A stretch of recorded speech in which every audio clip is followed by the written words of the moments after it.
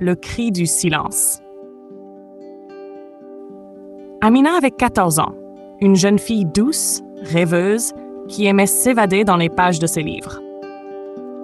Elle rêvait d'écrire un jour des histoires qui feraient voyager les autres. Comme elle aimait voyager à travers les mots. Mais ce rêve fut brisé une nuit lorsque son père entra dans sa chambre. Cette nuit-là, sa mère n'était pas à la maison. Elle était partie veiller sur une tante malade. Amina dormait profondément, sans se douter que sa vie allait basculer. Les pas lourds de son père la réveillèrent, et elle le vit, debout dans l'ombre, refermer la porte derrière lui. « Papa, qu'est-ce que tu fais ici? Qu'est-ce que tu fais ici? » murmura-t-elle, encore ensommeillée. Il ne répondit pas. Il s'assit sur le bord de son lit, et ce qui suivit, Amina ne pouvait ni le comprendre, ni l'accepter. Paralysée, elle ne bougea pas. Les larmes coulaient silencieusement sur son visage, mais aucun cri ne sortait. Le lendemain, elle se leva, la poitrine serrée, les jambes tremblantes. Elle voulait croire que ce n'était qu'un mauvais rêve. Mais ce cauchemar, hélas, ne faisait que commencer. Son père revint. Encore et encore.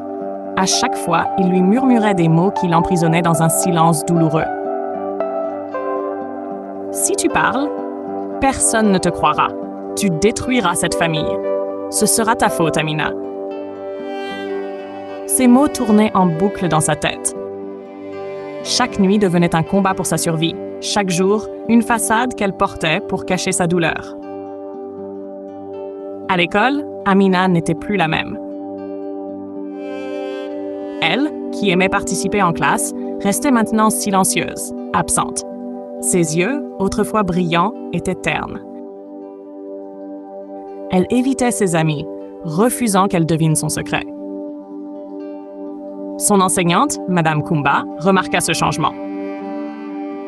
Un jour, après les cours, elle demanda à Amina de rester. « Amina, mon enfant, je vois que quelque chose ne va pas. Tu sais que tu peux tout me dire, n'est-ce pas ?» Amina baissa les yeux. Elle voulait parler. Elle voulait crier, mais les mots restaient coincés dans sa gorge.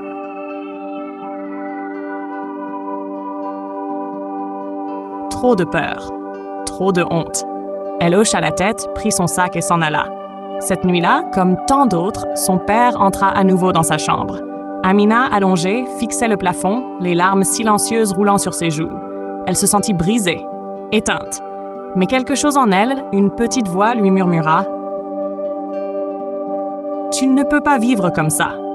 Tu dois parler. » Le lendemain, elle prit une feuille de papier et écrivit ces quelques lignes. « Madame Kumba, je suis en danger. Mon père, il me fait du mal. Aidez-moi, s'il vous plaît. » Elle plia la lettre, la glissa dans son sac et, à l'école, trouva le courage de la déposer sur le bureau de son enseignante. Quand Madame Kumba lut ces mots, son cœur se brisa. Elle alerta immédiatement les autorités et une association d'aide aux enfants. Ce soir-là, Amina fut emmenée dans un endroit sûr, loin de son père. Le chemin vers la guérison fut long. Amina pleura beaucoup. Elle se sentait coupable, même si on lui répétait sans cesse que ce n'était pas de sa faute. Son père fut arrêté, jugé et condamné. Amina, elle, trouva la force de se relever. Aujourd'hui, à 22 ans, elle écrit des histoires comme elle l'avait toujours rêvé. Mais ces livres ne sont pas faits que d'imaginaire. Ils parlent de courage, de résilience et de la lumière qui peut renaître même dans la nuit la plus sombre.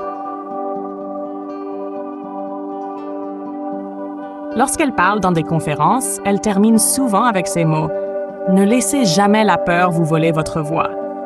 Parlez.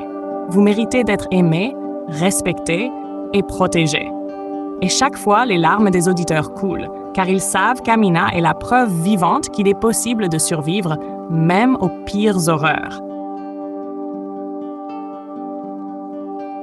La lumière retrouvée. Le chemin d'Amina n'était pas simple, même après avoir été mise en sécurité.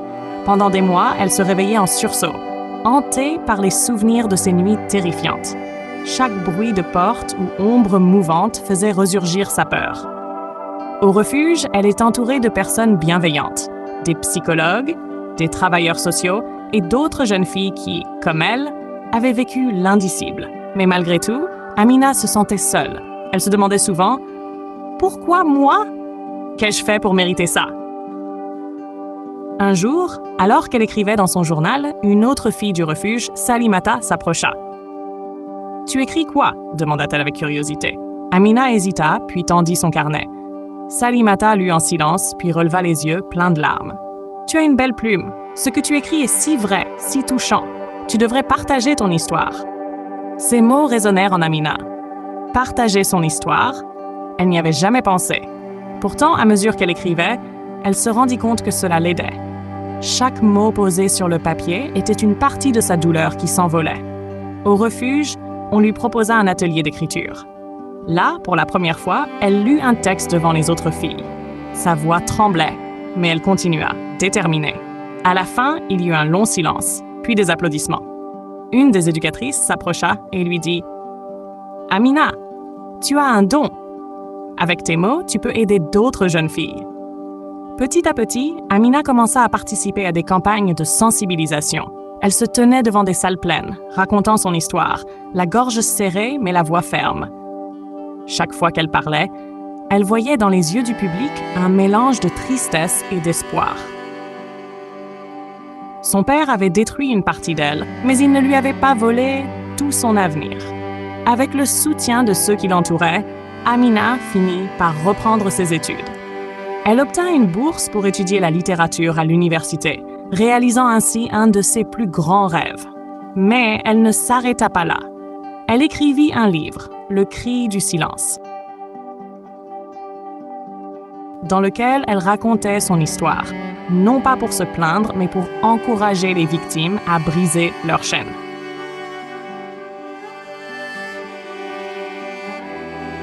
Le livre devint un outil puissant dans les écoles et les associations, aidant à ouvrir des discussions sur les abus et la nécessité de parler. Amina comprit qu'elle n'était pas seule. Chaque fois qu'une jeune fille venait vers elle après une conférence pour lui dire « Merci, grâce à toi, j'ai trouvé le courage de parler », elle savait qu'elle avait transformé sa douleur en une force. Aujourd'hui, Amina est une femme forte et indépendante. Elle continue de sensibiliser et d'écrire.